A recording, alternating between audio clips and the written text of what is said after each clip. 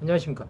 오늘은 요한계시록 2장 18절에서 21절의 말씀으로 두아드라 교회에 보내는 말씀 첫 번째라는 제목으로 하나님의 말씀을 나누고자 합니다. 본 말씀은 두아드라 교회 사자에게 편지하라.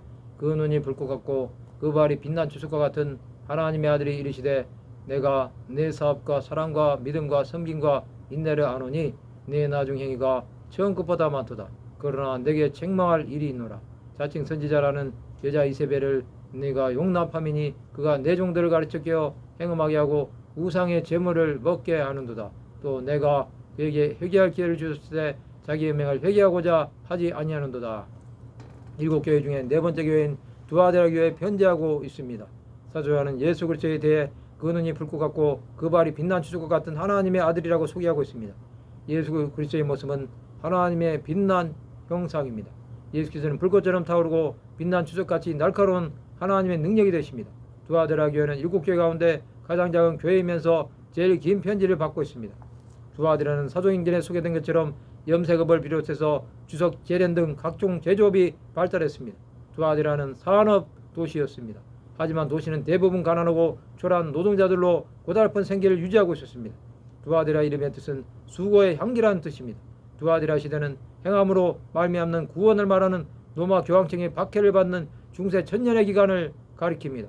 이 시기는 538년부터 종교개혁에 일어난 1517년까지의 기간입니다. 이 시기는 종교의 암흑의 시대입니다. 하나님께서는 내 사업과 사랑과 믿음과 섬김과 인내를 안다고 말씀하십니다. 그들의 행위는 나중 행위가 처음 것보다 많았습니다. 그들의 행위는 이처럼 칭찬을 받는 행위였습니다. 그러나 자칭 선지자라는 여자 이세벨을 용납한 것은 배도한 로마 가톨릭 교회를 말하는 것입니다. 그들은 이 교신들에게 제사를 한 후에 제물을 드리고 부절제와 대표적인 행위들을 한 것입니다. 하나님께서는 그들에게 회개할 기회를 주었습니다.